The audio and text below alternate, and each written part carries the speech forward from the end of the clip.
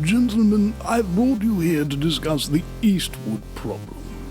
It may be necessary to penetrate the Vinny Eastwood show. The Vinny Eastwood show. Yeah, that's what I said. Well, I've been working on a new Vinny scene. I think that might be the kind of penetration we need. The Vinny Eastwood show. Sundays, 3 p.m. Pacific Standard Time. Live on Ground Zero Radio. Welcome, ladies, gentlemen, and hermaphrodites. My fellow slaves of the global plantation. The Vinny Eastwood show is bad news. It's like the news, but so much worse. It's the lighter side of genocide. Just because we're being exterminated doesn't mean we can't enjoy it. Otherwise, what's the point of being killed? The Vinny Eastwood show, where the only thing worse than living in a high-tech global police state run by child trafficking Satanists is Vinny's jokes. And welcome to another exciting episode of the one and only Vinny Eastwood show. We have a lot of things going on right now in your life, in my life, and in the world around us. And it's very stressful. And stress causes 90% of all illness, they say. And so we are working towards a better future. Yes, this is true. But how much damage are we doing to ourselves whilst we are trying to get to that better future? Are we taking care of ourselves? Is somebody taking care of us? What it's that whole concept of true care. It needs to be taken into account, both for yourself and those around you. And that's what the people who run the world don't really seem to possess, at least in overwhelming abundance, is the propensity to care for their fellow man. And that kind of has an effect on you, raise your hand if in the last few years you didn't lose control of your life for between 1 and 6 months. Every hand goes up. So the thing is, we're all traumatized by what we've been through. All of us. It's mental illness, right? Mental illness isn't like the thing. It's, if you've ever seen a rescue dog, my neighbour's got a rescue dog that just barks all the time, seemingly no reason. The poor little guy's traumatised, so you make allowances and stuff like that. And of course I asked him, is that dog getting old now? He's like, yeah. I was like, oh, okay. And he's like hoping he might pass away soon, and so that I don't have the barking all the time. And then of course they get another rescue dog, a younger one who's even more traumatised. You try, you do what you can to hope for the best, and it just, dang it, and that's what these past few years seem to have been like for a lot of people. You talk to people in the. What was I in the mall the other day wearing my Billy TK River of Lies t-shirt, that for those of you who are watching on the live streams on the Twitch, Facebook and YouTube can see on screen, and struck up a conversation with this guy whose father was actually a doctor, and he started telling me some information there. So this whole dynamic really has affected everybody in a very severe manner, a manner which people might not actually realize has happened to them, and maybe don't have anybody who understands what they're going through internally, and maybe that because everybody else has got their own problems going internally, right? Like if you have a bad relationship with your family because your parents were abusive, it might be because you felt betrayed, that you weren't taken care of, like a brother or a sister or something like that, because your brothers or sisters had other stuff going on that they had to deal with, right? You can see the root cause of this. And it's the same thing when it comes to being traumatized by the state and the system. It has a resonating effect on you, and it will change behaviors that you ordinarily once had. The amount of people that I've spoken to who I think were really top of their game, people in event management or running restaurants and things of that nature, legitimate businesses where they were performing top in their field and they really enjoyed it. And each of those people no longer does that anymore. Why not? Well, the common thread is somebody came into that industry who ruined it for them. Just spoiled it, How many filmmakers have there been, who make big, Hollywood movies, who just quit filmmaking all of a sudden because of a bad experience they had on set with a particular work experience? It just leaves a sour taste in your mouth. Now imagine that we've got a sour taste in our mouth with practically everything and everybody, because everything was affected by this. Everybody was affected by it. And everybody felt that persecution, that mind control, brainwashing of the general population. It might have just been theoretical before, but now it was real. And that's a scary and terrible thought. Just kind of like on 9/11, where suddenly everybody started to believe that there was real scary terrorism about, and it could just strike anywhere at any time and make NORAD stand down and have Israeli shipping companies moving out of the World Trade Center and breaking their lease in order to do that. Just little things that traumatized people, all right?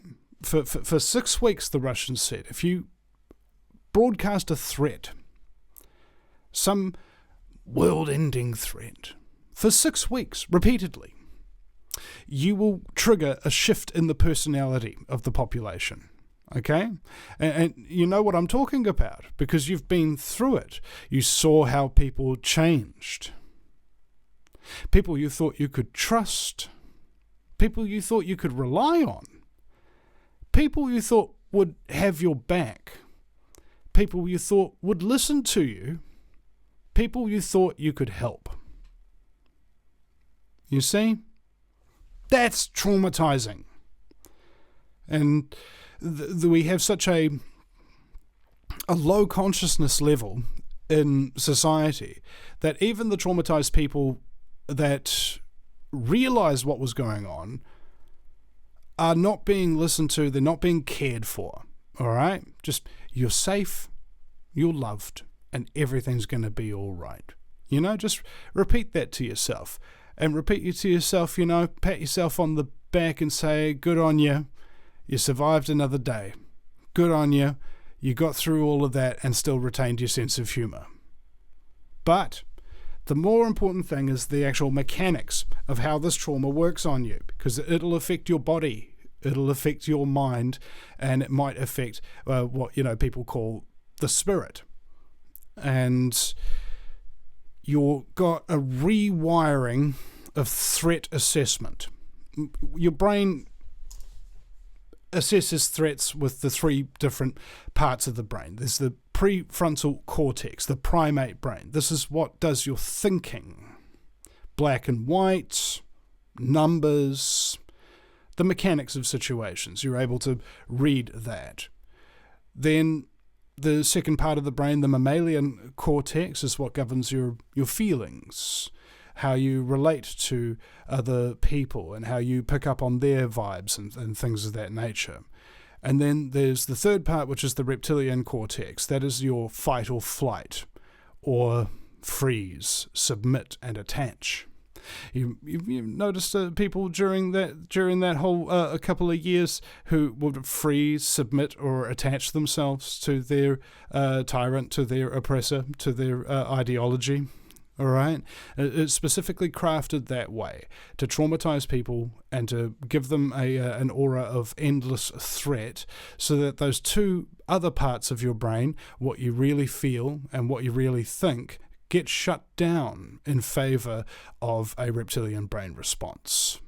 So that's mind control, but if you've been going under mind control for a particular period of time, you will find that it's actually addictive. All right, you know how people were just obsessed with the subject matter, couldn't stop talking about it, talking to everybody about it because they're actually addicted to that trauma. All right, and your brain rewires itself so that those first two parts of the brain, when it comes to assessing any threats, don't work. How it's supposed to work is somebody tells you of a threat or shows you some evidence of it. Your prefrontal cortex, your primate brain kicks in. It starts running the numbers. It starts looking at the black and whites. It starts fact-checking. Once the facts are confirmed or denied or something, your brain will then have an emotional response to it. How do I feel about this? Am I starting to feel a little bit perhaps afraid? You know, of course there's threat here, and there's nothing wrong with feeling fear. It's a natural emotion.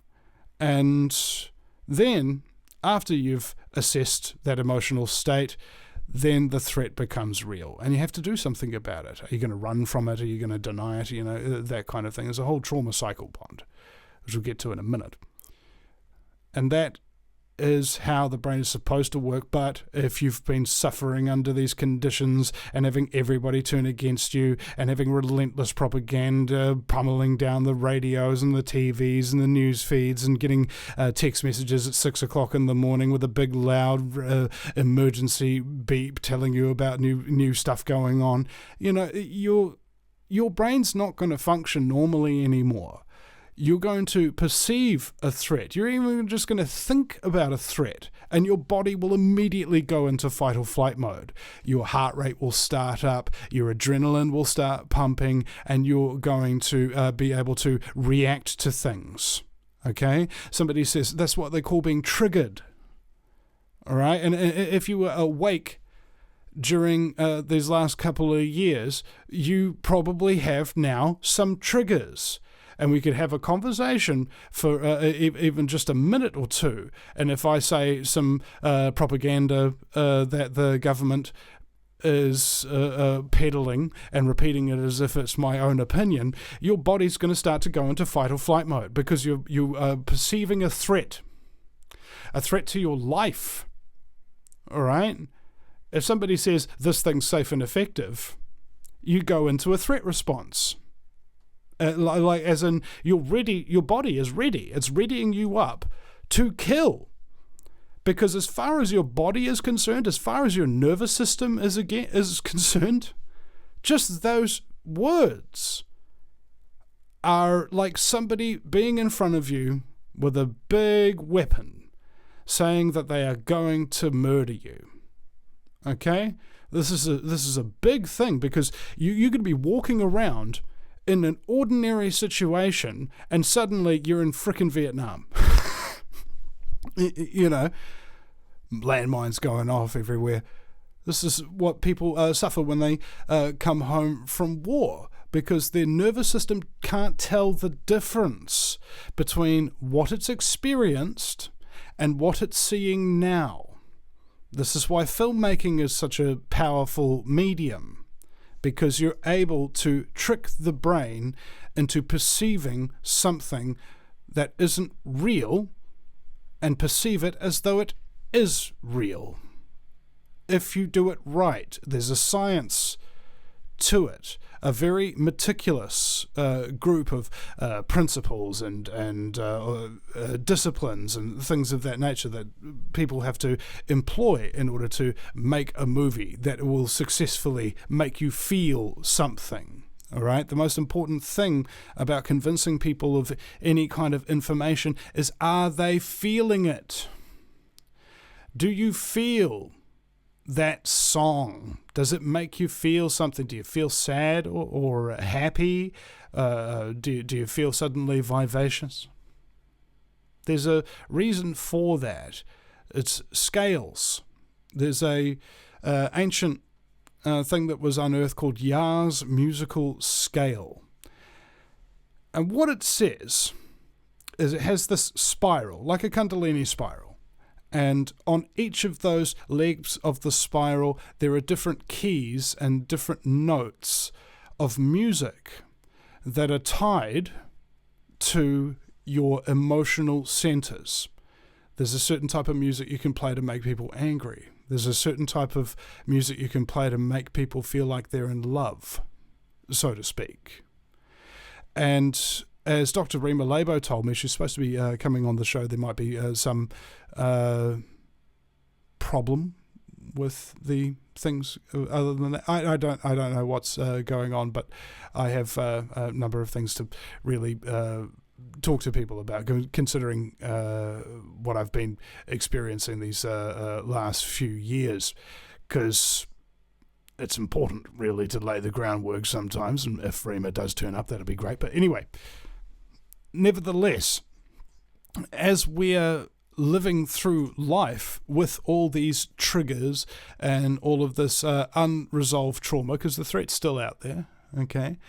Some people perceive the threat to be some sort of invisible thing that they can't see, and some people perceive the threat to be a tyrannical government that wants to enslave them and turn their children into slaves.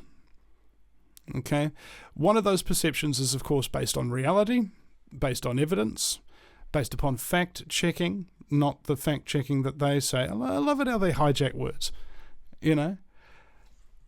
But we are still social creatures, and if we're all triggered, and we've got to work together, some self-analysis, some greater understanding needs to be come to regarding the way our brains are affected by the amount of trauma that we've been through and how that affects our interactions with other people. Once you understand it, once you've thought about it, then when those triggers start happening again, you might be able to reset your brain. I say might be able because it's a skill, like playing piano or guitar or any other kind of skill. It takes practice, it takes work to be able to control yourself in any given situation, control your responses. And even if you're really good at it, sometimes you'll still just lose it sometimes, and you won't be able to think and just check yourself. That's tough, man. Right? And I see how it affects people's relationships, what it makes people think about you with your behaviors and things of that nature. But it's just self-destructive behavior. Now, that doesn't mean that, you're just being self-destructive and doesn't legitimize your trauma. Quite the opposite, actually. These self-destructive behaviors that we engage in are actually the result of trauma. Okay, one of these dynamics is called survivor's guilt.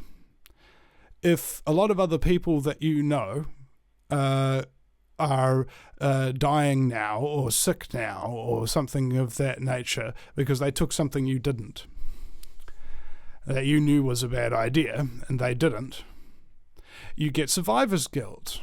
And that's going to make you want to punish yourself in various ways, through pain, through stress, through trauma, through ill health. There's a part of you that wishes you suffered too, like everybody else, even though it's completely crazy. You do, and your body remembers this. And it'll cause you with these coping strategies to poison yourself, poison your relationships, and destroy your life and the fabric that actually holds your life together, which is people. Okay? And that's this whole trauma response that we're going through right now, as we're destroying ourselves and we're destroying each other because we feel some kind of terrible injustice, and terrible injustice has been visited upon us in a way that we couldn't just stop. That's the difference. Maybe when people are home invaded, for example, they get traumatized in a particular manner. What if there's two types of home invasion? One is in a small town in America that is mandatory gun ownership. Okay? And so you wouldn't get any home invaders in the first place because everybody knows that everybody's armed. But let's say they did come in and you were able to point a weapon at them, and just the production of a weapon means that robber would rather run out and try and save their own life. How much trauma do you get as the person who's defending your home because you're able to stop that person without even any bloodshed, right? Probably a little bit less than if you were completely unarmed and you couldn't stop that robber. And what if that robber did something to you or to the people you loved? How long's that trauma going to last? And it's going to last a much longer time. Why? Because you were defenseless. You couldn't stop what was happening to you. And this is about preparation. Your mind, as Stuart Swerdlow from expansions.com once told me on the show. In fact, the computer I'm using, meanwhile, while my studio's computer's being repaired, was given to me by one of Stuart Swerdlow's followers, because I had Stuart on the show, and I needed a new computer at the time, and the guy just happened to live down the road from me, and he got me a whole brand new Mac computer for on his company. It was like, wow. You know, the amount of gratitude that I have for all the people that support the show and all the various ways they do it. So your family interactions, your social interactions, and even the way that you think, okay, has been corrupted by the experience that you've gone through, right? Really just corrupted by it. Like how a hard drive can get corrupted. The files that are supposed to be there ain't there anymore. You've lost a part of yourself. Some part of you is actually being destroyed. You've tried very hard to retain, who you are, but that person is gone. Who you are and who you were are not the same thing anymore, because of the experience that you've gone through. And that isn't necessarily a bad thing. The most valuable lessons in life will be those that cost you the most. If you have traumas in your past, it enables you certain abilities. Okay? Somebody's coming up at you with a stick, and if you're a traumatized person, you can immediately react to it. What do untraumatized people do when threats are coming at them? They start thinking about it for a second, and then they start feeling, oh my God, and then by the time they've actually reacted, they're dead. Okay? This is a survival tool that you've been given. These triggers and all of these other things that could be construed as mental illness are simply a heightened sense of survival arousal, if you will. Your sense of wanting to live has been aroused, and it has a very, very sensitive trigger, because you can immediately perceive and you can immediately react to threats about you. That's what this trauma actually has done for you, not to you. It's done it for you. You are evolving and you are changing, and that is painful. The pain you're going through, if you're strong enough to bear it and bear the responsibility of the load that is upon your shoulders, will enhance your ability to not only defend yourself, but the ability to help others. Because if you can manage what you're going through, and you couldn't once do that, you're then capable over time of helping other people. Little bits here and there. Everybody's got their own responsibilities and their own stuff that they have to get in order, of course. And so you can't take responsibility for other people's actions. You can take responsibility for your own, and that's about it. Everybody else you can help if they want it. It's all down to choice. What do I do with this trauma that's been given to me? Well, I could drink a lot to help me sleep at night.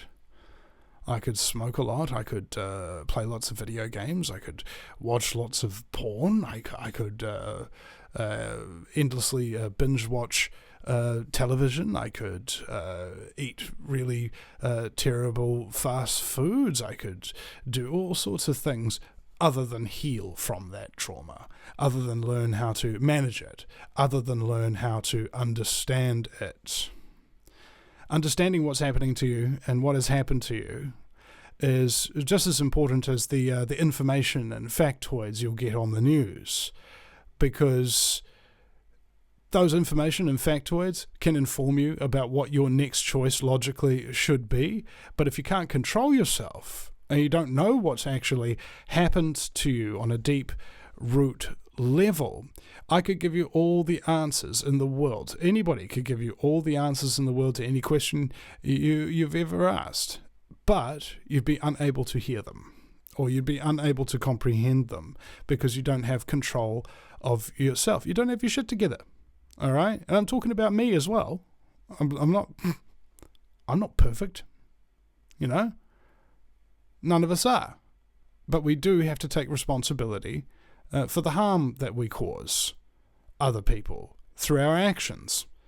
Even if we didn't mean it, even if we made a mistake or something like that, harmful actions against other people need rectifying. You know, usually as soon as possible. Because if you have a terrible conversation with me, if I say something really mean to you that actually hurts your feelings, and I let you sit with that, you will think about it all day. You won't be able to sleep that night because you'll be sitting there tossing and turning, you know, either in anger or sadness or whatever, and you won't be able to sleep because your conscience is wrestling with you. But what if I said that really mean and hurtful thing and then immediately stopped myself and said, I'm so sorry, you know, and then gave you something and paid some penance or did something for you to show you, right, that I actually am sorry, genuinely. The chance that you're going to go to bed tossing and turning that night and not be able to sleep is greatly reduced. The chance that you will be carrying anger and frustration around with you all day and all night is reduced, if not eliminated entirely. Wouldn't that be lovely if everybody took that kind of responsibility for their own actions and did it in the moment? All right? That's what's important, doing things right then and there, realizing where the present moment is. Oh, it's right here, it's right now, isn't it? Yes. And this is where the work has to be done. Right here, right now. That's your job. I can't believe how many people are, I think, consistently not in the moment. They are not thinking about what they're doing. They are only thinking about what they're going to do. They're not thinking about how they feel right now. They're thinking about how they're going to feel in a couple of days when some stressful thing is going to be happening or whatever. All right? It's all about the perception. If you're capable of perceiving a better reality, you're capable of manifesting it. Right? There's so many things that influence your perception of reality, particularly around other people. You get anybody who's argumentative, all right? Somebody who's passive-aggressive, somebody who's goes on and on and on and sort of like browbeats you with details and things like that. Your brain doesn't like that, okay? It picks up on the vibe.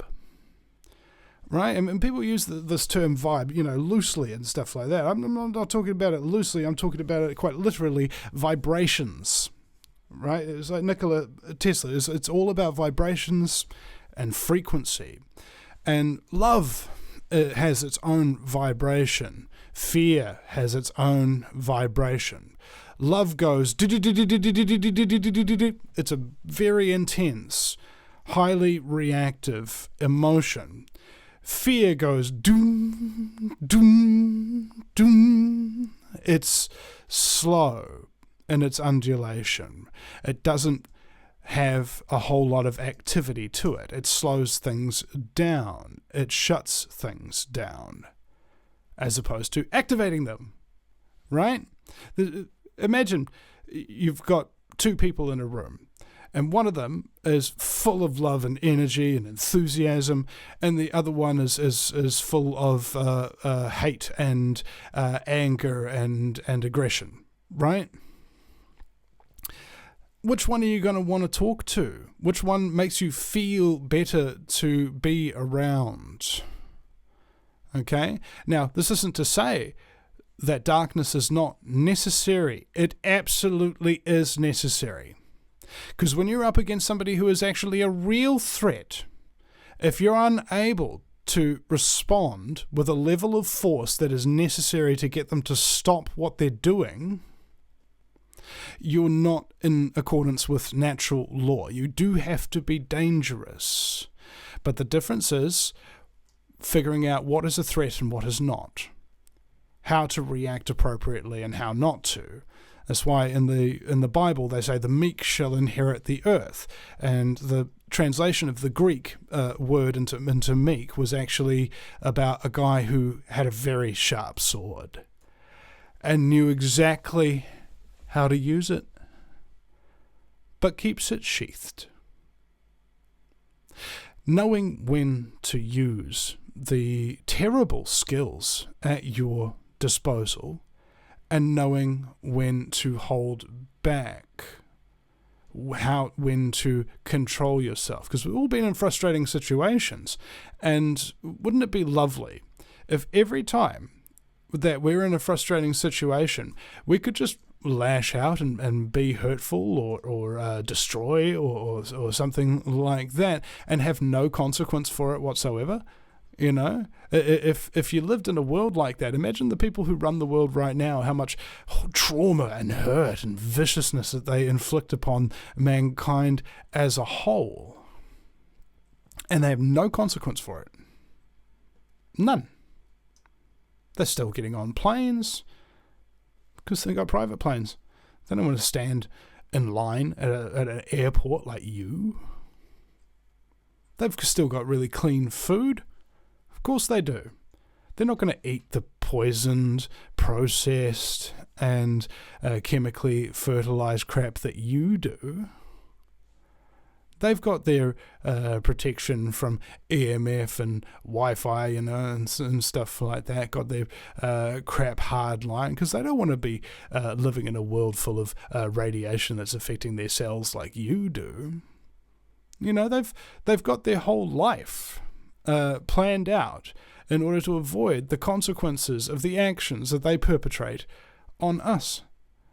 All the health practices they go through and things of that nature. And yet, they still die.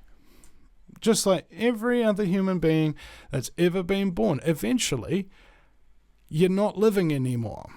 And that version of you that's been birthed into this reality is gone. And you might go off to become another version later on.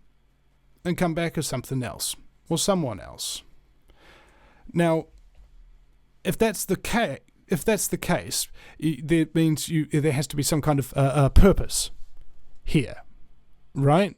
If there's no purpose to your life, there's no impetus to fulfill that purpose, is there? If you don't know what you want to do, if you don't know who you really are, if you don't know how to do it, if you figured it out, then what is the point of living? Right? Suicide is way big now, you know?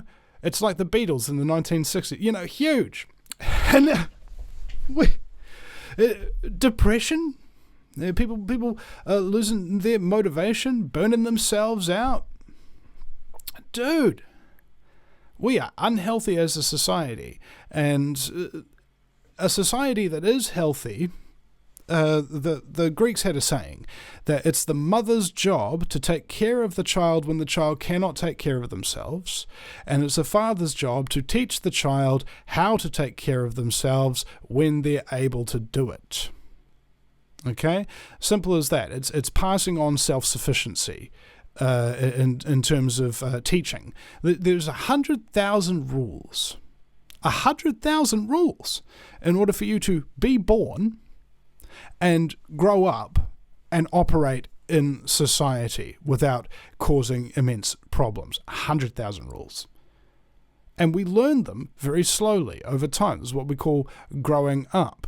And you ever notice people who do stupid things and if somebody tells them to grow up, you see? That's what's going on here. We're completely immature as a society. We're immature as people because we haven't been raised properly. And raising doesn't mean feeding you and changing your socks in the morning and doing your washing. Raised means about your consciousness. You have to raise your level of awareness. Raise your level of education about things. Raise your levels of sophistication. That's what raising means. This is how you turn children into adults. And because the vast majority of adults, or at least adult-aged people, have not been raised in their consciousness, have not had mentors show them the way things are and how to navigate a storm and be able to step between the raindrops without getting wet. We haven't had that. There's some amazing people in this world who have very important lessons to teach people, and that's what I've been doing on this show for so many years. Longer than I've ever done anything else in my life, that's for sure. Because everything else in my life, working for somebody, doing one particular job and one particular task, didn't interest me. It's not hard enough. It's not complicated enough. It's not important enough. And you might have that same realization yourself too one day. And you realize that actually my life isn't challenging me and I'm stagnating. I want to do something that's actually worth my time and attention. Those are the two spiritual currencies. If you're listening to this right now, you are giving me your time. You are giving me your attention. And I am extremely grateful for it. And I hope, that there might be one of you listening to this broadcast that will hear something at a particular time in your life, the exact thing you needed to hear, right when you needed to hear it. And this will trigger a realization, a Kundalini awakening, which is also the name of my favorite pasta meal, but I digress. And you will be able to change one thing in your life that makes you better, or at least on the road to being a better person. Okay? People think that I'm arrogant sometimes because I think that I'm better than them or whatever. It's just like, no, it's not arrogance, it's evidence. I can prove that I'm better than people. Okay? There's a lot of people in this world who are better than me, and I bow down to them. My God. So, if you've done more for the truth, if you've done more for people, if you've exercised more of your brain and accomplished more things, that is what makes you a better person. It's not just what you've done and who you are.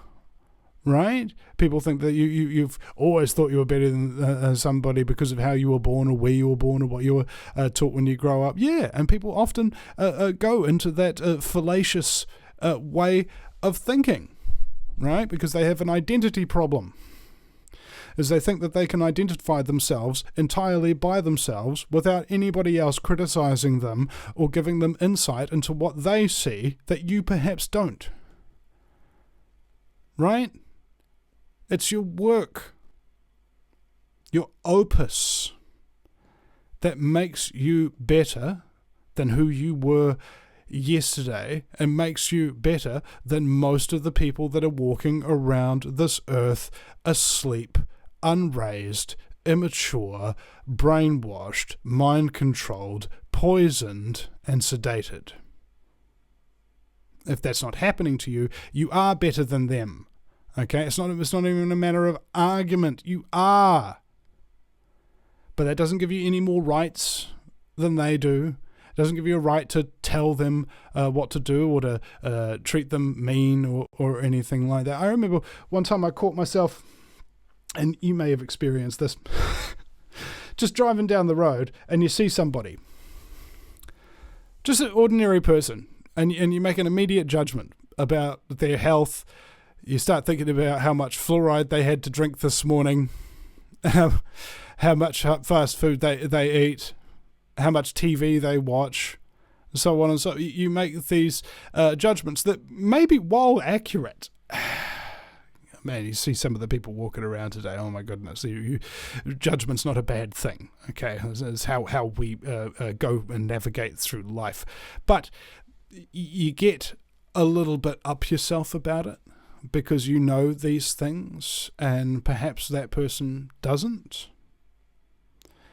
And the key here, and the key difference between somebody who actually is really good and somebody who's just arrogant, is the person who's actually really good will listen to you criticize them, will listen to you telling them things that they don't know, and apply it in their life. Right? You ever have a conversation with somebody about a particular subject that you disagree with them on, and you've got evidence, and you're prepared to listen to their evidence, but they're not prepared to listen to yours because they've got some kind of religious faith about it, and they can't allow it to be questioned because they've got a great excuse to not have to think anymore, because they've got all the answers already? Okay? That's arrogance versus actually being really good and can back your stuff up. I don't have a lot of time for people who do that, because it's stressful, right? It is stressful trying to talk to somebody who ain't listening. And when you have suffered trauma and complex post-traumatic stress, talking to people who ain't listening really isn't worth your time. And it's probably not that great for you. Not that good for your consciousness. Not a good spending of your time. So if people enjoy this show and the knowledge and the wisdom that's on display from the guests that we have here, if it gives you a deeper understanding of what you're going through, and that deep understanding actually helps you get through the day. I mean, I remember V from the Red Pill Hardcore broadcast. He's created a social media platform, TLB Talk, and he used to listen to the Vinny Eastwood show before he went to bed every night. Okay? Not because it's so boring that it puts you to sleep. Well, I mean, some people might think so. But anyway, the reason why he would do that is because he was a gang stalked, all right? What you might call a targeted individual. Somebody who has advanced technological means that the government has at their disposal for mind control and for stress and stuff like that. And they've been testing these things and these techniques on the population for a long time to perfect them. All right, these people aren't anything special. They're not tied to some group or anything like that. They're just an ordinary person doing their thing, and all of a sudden, really weird stuff starts happening to them and keeps happening to them. And there's always people there, and they get no sleep, and it's freaking relentless. They're hearing voices beamed into their head. You know, targeted individuals, man. It's a scary thing. And he listened to the Vinny Eastwood show before he went to bed each night, because it got him into a good headspace so he could sleep. you know. And I've experienced this myself. You know, I understand how other listeners feel about the show and the way that I run things, because I'll sit back and I'll listen to one of my own shows. Very occasionally these days I'll do that. And at the end of the show, I'm just like, I feel better. And I hope that other people experience that too, that listening to the show actually makes you feel better. You know, it raises your vibration. It gives you motivation. It feels like a warm hug in audio format. You know, that this chocolate Kiwi accent can just, you know, it just does it for you. And I like the idea that that could be a thing that happens, because that's what we're all really here to do at the end of the day. It's like the Māori in New Zealand say, what's most important in life? It's people, it's people, it's people. And you people are all very important. You are. The mods, the producer of my show, Mike, and even the people who've been involved in the shows past, like my former producer Mitch Santel and Danny Romero, who gave me my show on American Freedom Radio. You know, really brought the Vinny Eastwood show to the airwaves, and my first co-host Will Ryan, and from New Zealand 9/11 Truth back in the day, or activists like Penny Bright, who had a 40-year activism career and deemed me worthy of her time to teach me the inner workings of local government and how to protest it and things of that nature. It's just thousands and thousands of people, guys. Right? You're not talking to Vinny Eastwood, who's just this person. Right? You're talking to thousands and thousands of people's really intimate knowledge about things that go on in this world that not many are privy to simultaneously.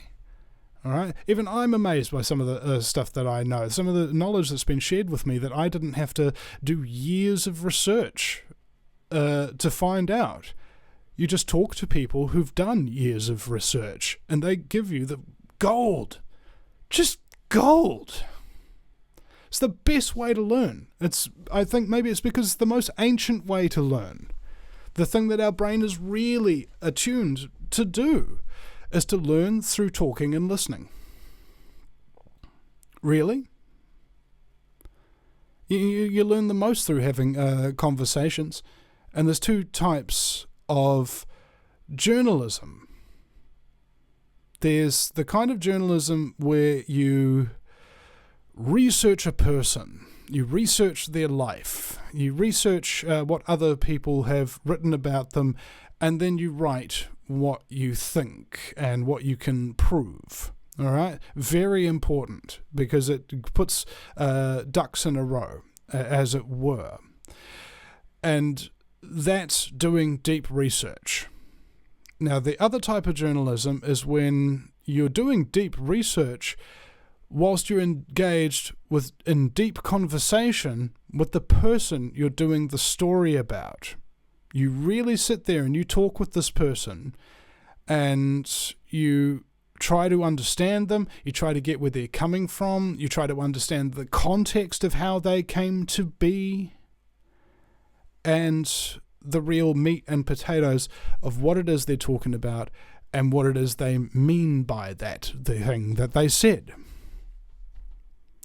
So we have a problem in our society where people think that doing the deep research alone or having the conversations alone give you the full picture.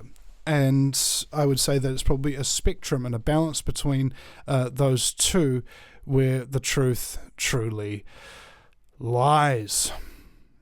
And so I'd like to give everybody a little bit of a pat on the back, you know. Think about all you've been through, think about all you survived, think about all the changes that you've gone through in your life in order to get to this point, or the things that you survived, the things that have been done to you, the things that have been done by other people. and the things that you've done for other people, all the nice, wonderful, caring, and beautiful things you do for people.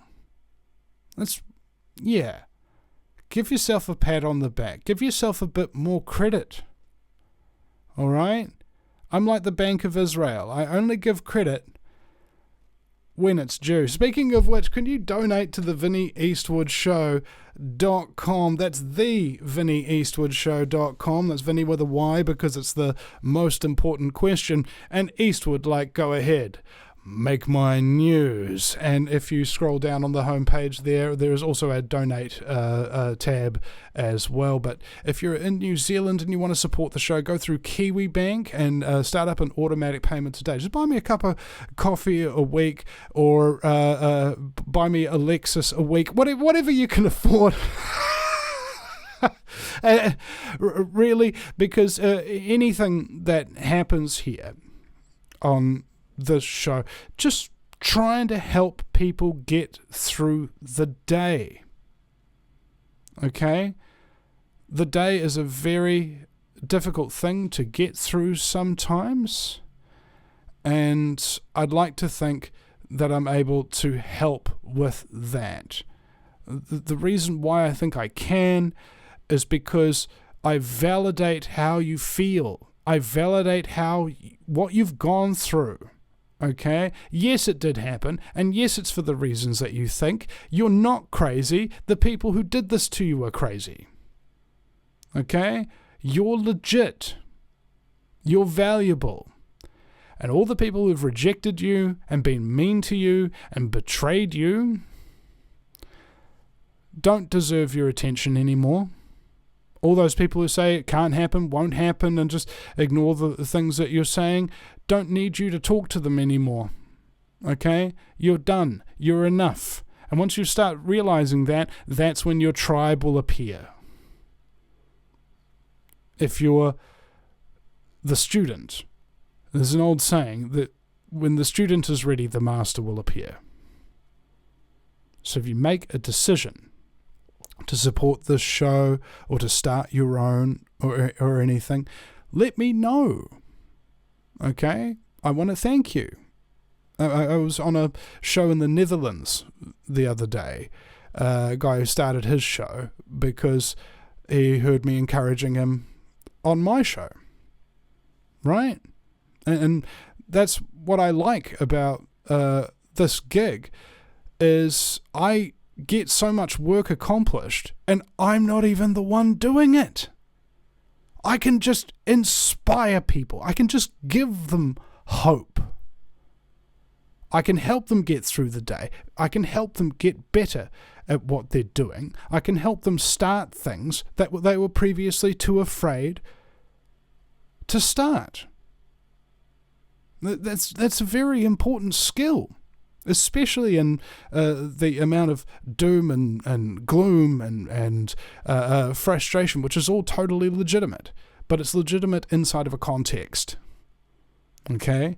That's what I try to provide on this show. A place that makes you feel safe and loved and warm and cuddled. Okay? That's basically the that's basically the bedside manner of the Vinny Eastwood Show. Now, we've got a Patreon open as well, guys, so please search for Vinny Eastwood Show on Patreon and click the little patron button and give us a few bucks a month on there. And if you have already donated, I want you to click on the homepage of the Vinny Eastwood Show, and it says click here for your special rewards. All right, you can get the ability to contact me directly. You can give me a phone call, and if you've got a movie project or a website that you want to get up, or you want to start a podcast, or anything that I can do, and I can do everything pretty much in terms of the vein of entertainment and the creation of content, and I don't care if the content that you want to create has nothing to do with the quote-unquote truth. All right? Don't care. If you've got any project that you want, it doesn't matter whether it's knitting, or if you have to live stream it and archive it and have a website for it, be able to edit it, knowing where to upload it and how to get all of this stuff done. It took me years upon years upon years of trial and error to get all this stuff done, and I can figure out how to do it nowadays in hours. All right? You can use me to save you thousands and thousands of hours of trial and error. Point at this, click that, drag that in there. There's no jargon. It's just very straightforward. The world has been destroyed by two types of people: nerds and professionals.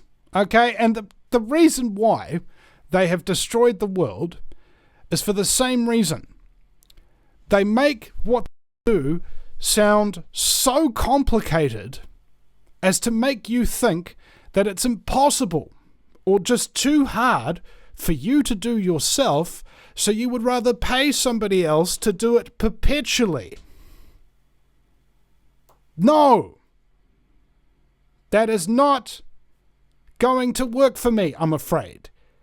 I'm going to teach you how to do it, and I'm going to teach you once in a way that is so repetitive but so fun at the same time that not only will you generate positive thoughts and memories of your learning experience and make you motivated to keep doing it, but you would have done it in such a manner that you won't forget it, that it's actually locked in to muscle memory. You will save thousands of hours of time, and if you wanted to pay somebody else to do this for you, you would be charged hundreds of times as much. Okay, so if you want to contact the Vinny Eastwood Show, if you've got any idea that you've sketched on a napkin or that you've been thinking about for a while and haven't done anything about, and you'd rather just, have somebody who knows exactly what they're doing, who can teach you exactly what they know in record time and give you the independence to go out there and just do it and not need anybody's help anymore to fulfill that vision that's in your head. All right, just contact me. We'll suss you out. It's really, it's like easy for me. People say that, oh yeah, but I'm technophobic, Vinny, or something like that. It's like, that's my bread and butter. Nobody comes out round wanting to learn all the technical stuff if they already know how to do it. But of course you don't know what you're doing. Of course you don't know what you're talking about. Luckily, somebody does and is willing to share that knowledge with you in a fun way. In a way that you will retain that knowledge.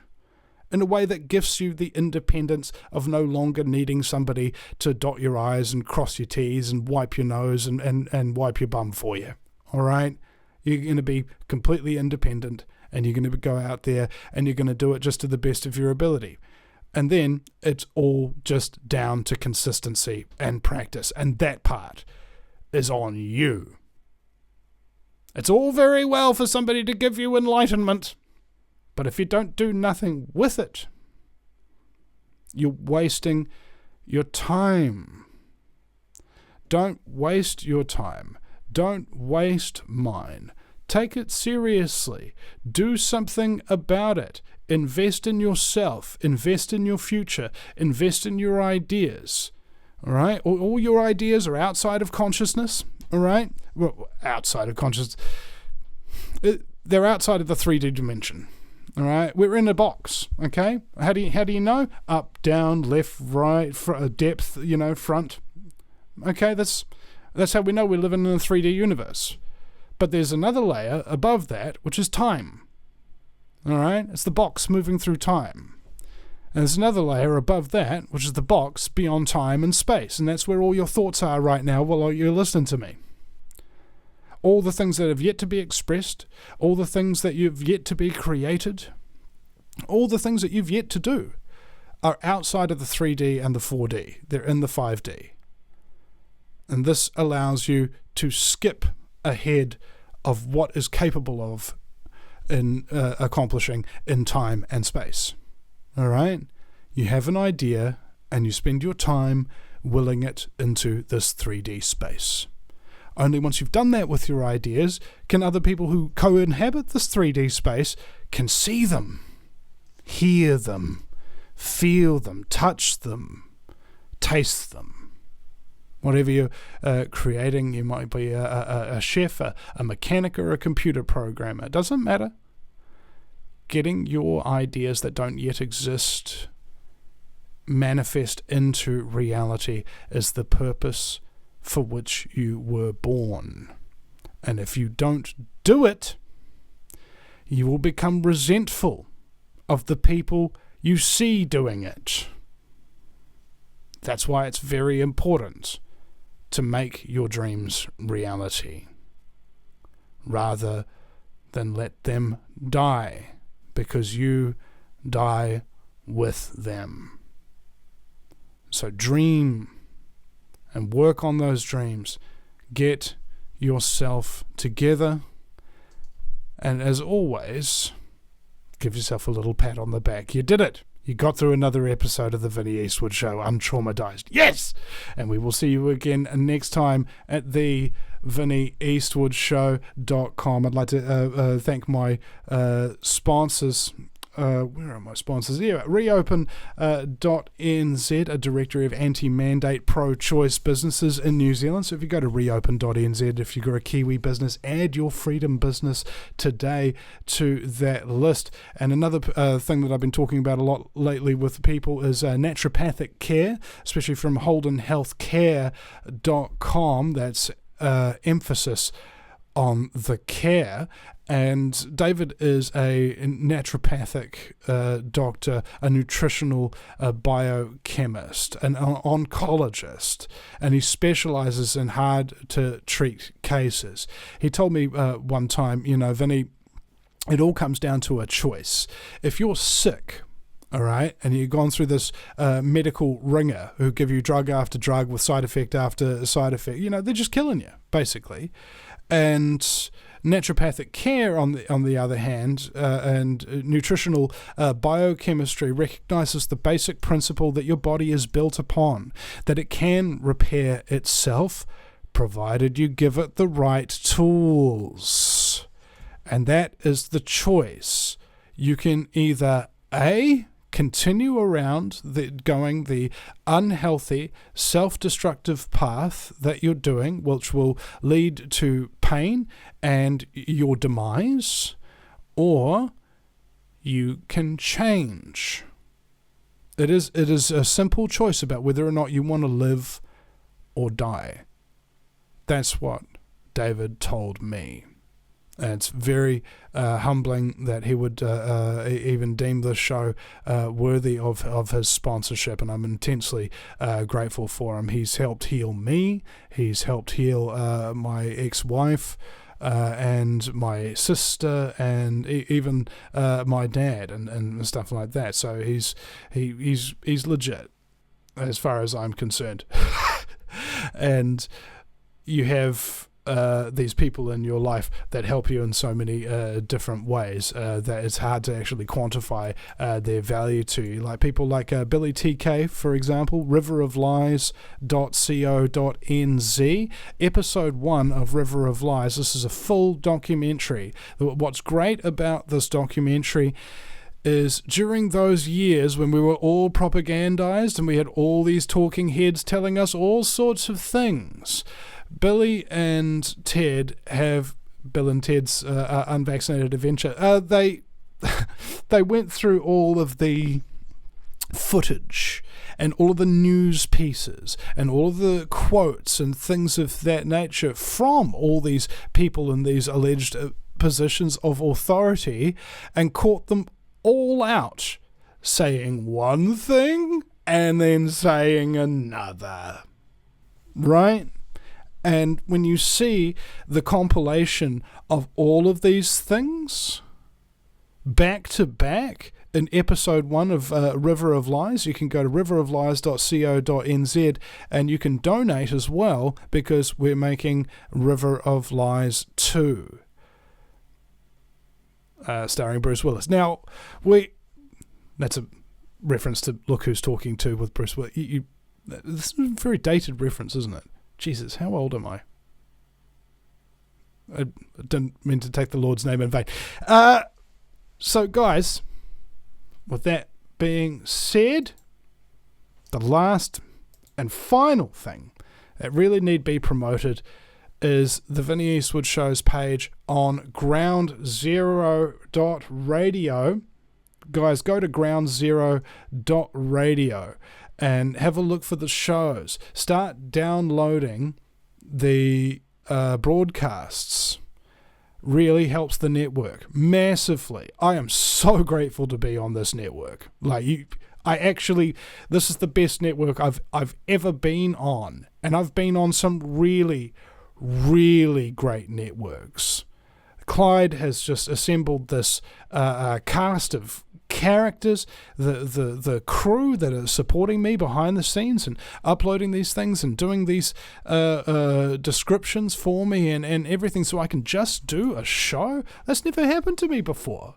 This is wonderful. They've put me up on Spotify, Apple Podcasts, Amazon Music, iHeartRadio. I haven't even been on these platforms before, and these guys at Ground Zero Radio have just splurged me all over the place, you know? And sounds a little bit sexual when you think about it like that. But anyway, I'm very, very grateful to the network, and I do want you guys to know that they need you to download those shows. All right, go to groundzero.radio and start downloading the MP3s, and maybe not even just my show. All right, mind you, there's plenty of other shows on the network as well that you can just go ahead and just free download those things. And then if you really appreciate the service that Ground Zero Radio provides, get that app. All right, the Ground Zero Radio app. It's great. You can be starting to listen in minutes. You know, from downloading it to doing it. I mean, maybe even less than a minute. It was extraordinary how frickin' easy, functional it is, as well as, of course, joining Aftermath.media when you become a financial contributor to Ground Zero Radio, who are getting the truth out about friggin' everything, you know? I mean, if they've got my show on their network, they must be pretty open to lots of different things, wouldn't you say? So there's all sorts of different content on there that is totally worth your time. And I wonder if... That's the other thing. I wonder if there's a place for you on the network. Have you been doing your show a really long time? Have you really proven yourself that you're just not going to give up? You know, everybody on this network has proven themselves over time, that they are self-reliant, that they get the job done.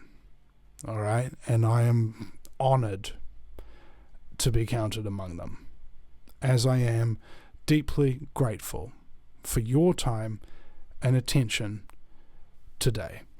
Thank you so much for listening, and we'll see you again sometime at the VinnyEastwoodShow.com. We're going to play a clip now, and for those of you who haven't really heard this recording all the way through the end, it's about 3 minutes about Klaus Schwab, Bill Gates, and King Charles talking about the Vinny Eastwood Show after the little intros here. So I hope you enjoy it. I hope you'll have a laugh along with us as we get subsequently exterminated by ruthless criminal sociopathic scumbaggery. Good night, everybody. Gentlemen, I've brought you here to discuss the Eastwood problem. It may be necessary to penetrate the Vinny Eastwood Show. The Vinny Eastwood Show. Yeah, that's what I said. Well, I've been working on a new Vinny scene. I think that might be the kind of penetration we need. The Vinny Eastwood Show. Sundays, 3 p.m. Pacific Standard Time. Live on Ground Zero Radio. Welcome, ladies, gentlemen, and hermaphrodites. My fellow slaves of the global plantation. The Vinny Eastwood Show is bad news. It's like the news, but so much worse. It's the lighter side of genocide. Just because we're being exterminated doesn't mean we can't enjoy it. Otherwise, what's the point of being killed? The Vinny Eastwood Show, where the only thing worse than living in a high-tech global police state run by child trafficking Satanists is Vinny's jokes.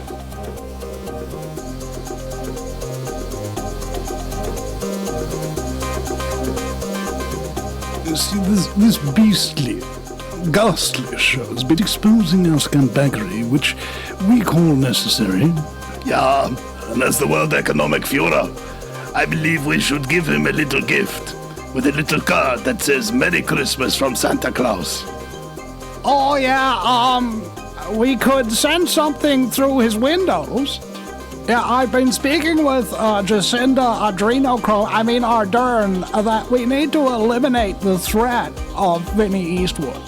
Why do you say Vinny Eastwood when it's clearly Winnie Eastwood? Absolutely, he's a major impediment to our planet. It's how are we going to get rid of him? We could poison his water supply. We've done that already. Okay, I'm running out of ideas here. I'm sorry, I've got a lot going on. Klaus Schwab Jr. telling people that I'm some evil overlord. Oh, that's just not true. You see, we're lifetime actors.